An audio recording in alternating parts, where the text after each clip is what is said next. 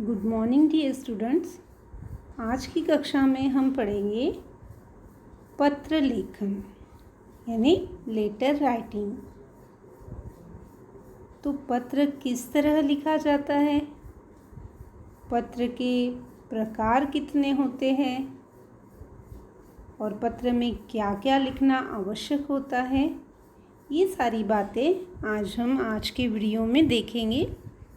तो आप लोगों को भी ध्यान से इस वीडियो को देखना है। ये पत्र लेखन आपको सिर्फ 5th में ही नहीं तो आगे की कक्षाओं में भी ये विषय काम आएगा, इसीलिए इस वीडियो को ध्यान से देखिए, समझिए। तो पत्र के 2 प्रकार हैं। पहला है औपचारिक पत्र और दूसरा है अनौपचारिक पत्र। औपचारिक पत्र को ही फॉर्मल लेटर कहा जाता है। फॉर्मल लेटर यानी किसे लिखते हैं, प्रधानाचार्य को, या कुछ कंप्लेन करना है या शिकायती पत्र होता है, शिकायत करनी है या पूछताछ करना हो, या पुस्तक विक्रेता को, बुक सेलर को लिखना हो, बैंक मैनेजर को लिखना हो, तो ये होते फॉर्मल लेटर यानी कि औपचारिक पत्र। अब दूसरा प्रकार है अनौपचारिक पत्र यानी इनफॉर्मल लेटर। अब ये किसे लिखे जाते हैं, दोस्तों को, रिश्तेदारों को, परिचितों को, हमारे फैमिली मेम्बर्स को ये पत्र लिखे जाते हैं। तो आइए सबसे पहले हम देखते हैं अनौपचारिक पत्र।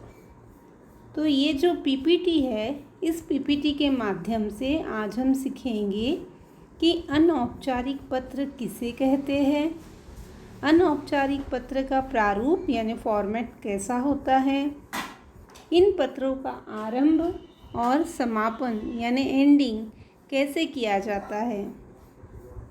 तो आइए समझते हैं और देखते हैं।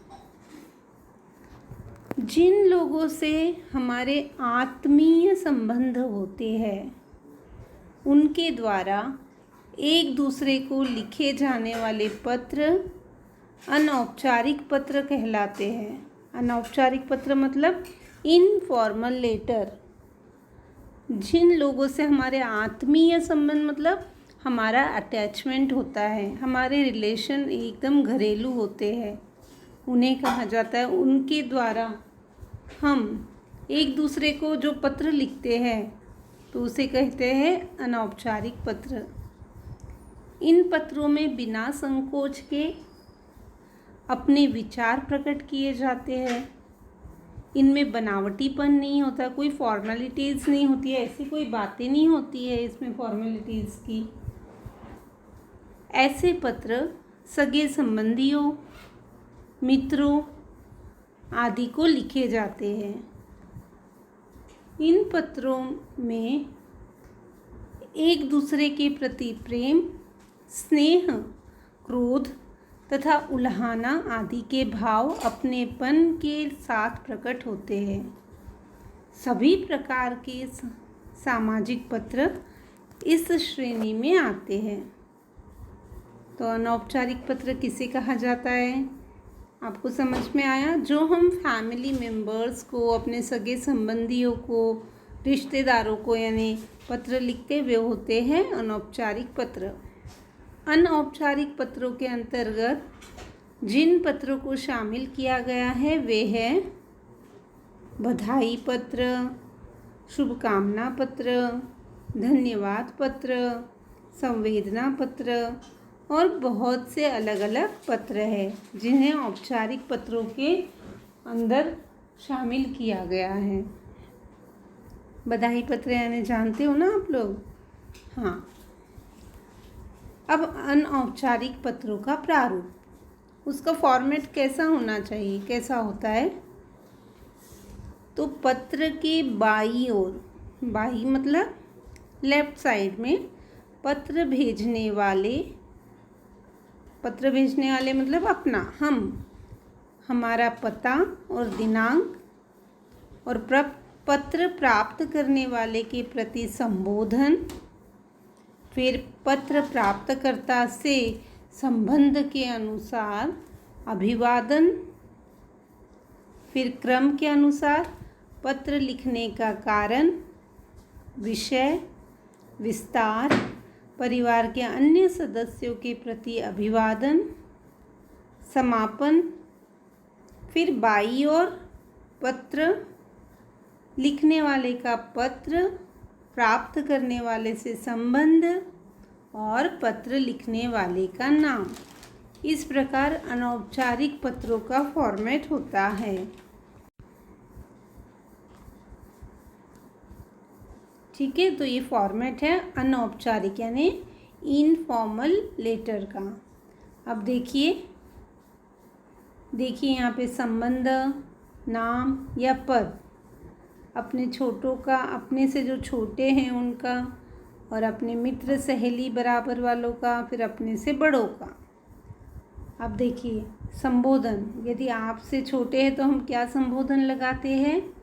प्रिय चिरंजीव, या फिर आप प्रिय राजू, प्रिय बंटी, इस तरह भी आप लिख सकते हो।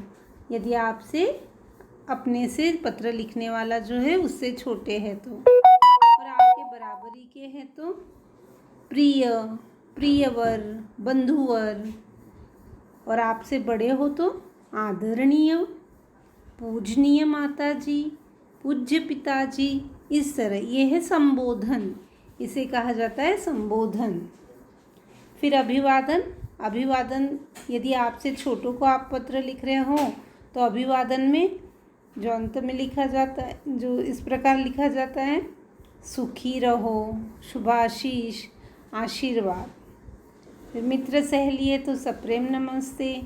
संबोधन लिखने के बाद हम अभिवादन करते हैं ना।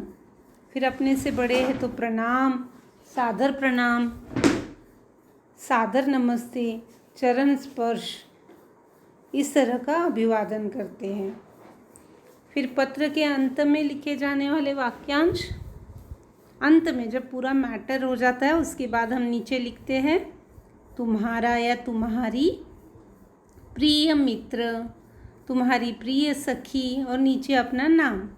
फिर कृपाकांक्षी, अगर अपने से बड़े हैं तो तुम्हारा कृपाकांक्षी, तुम्हारी या आपकी शिष्य, आपकी प्रिय शिष्य, और अपना नाम।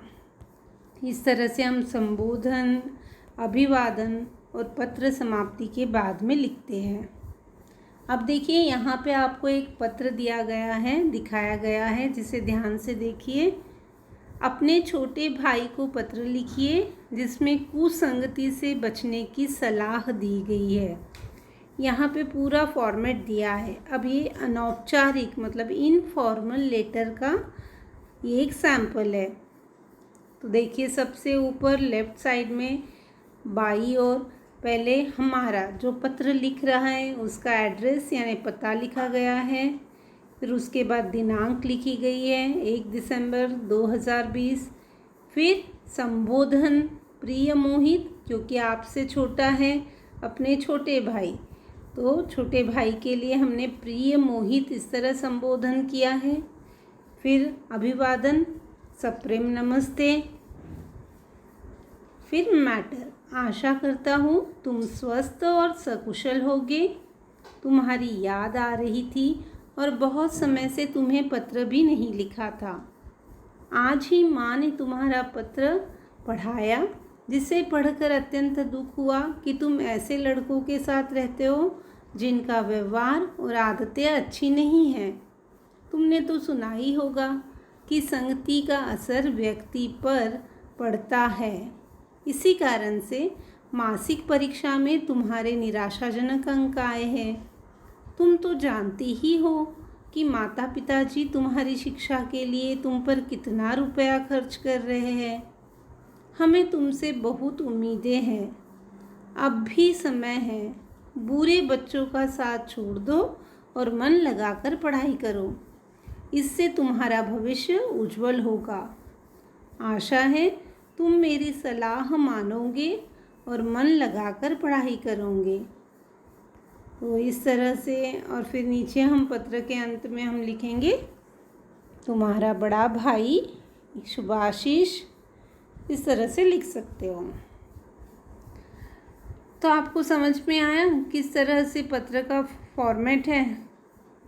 आप सभी को भी एक अच्छा पत्र लिखने के लिए सभी नियमों का पालन करना होगा।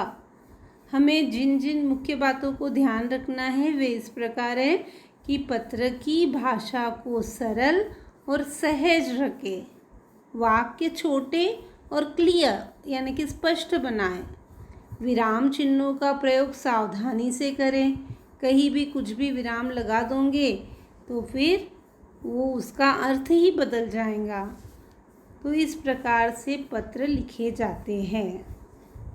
समझ में आया आपको? एक बार मैं आपको शुरू से स्लाइड दिखा देती हूँ, एक बार आप फिर से इसे ध्यान से देख लीजिए और आप चाहो तो वीडियो को भी फिर से देख सकते हो। तो आप इसे बार बार देख लीजिए जिससे आपको समझ में आ जाए, है ना। अब मैं आपको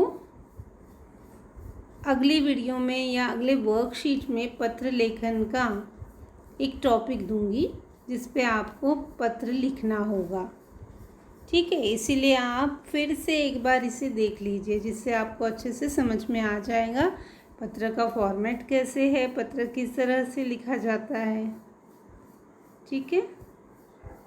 तो आज के लिए इतना ही, फिर मिलेंगे अगली क्लास में अगले वीडियो के साथ या लाइव क्लास में। तब तक के लिए धन्यवाद।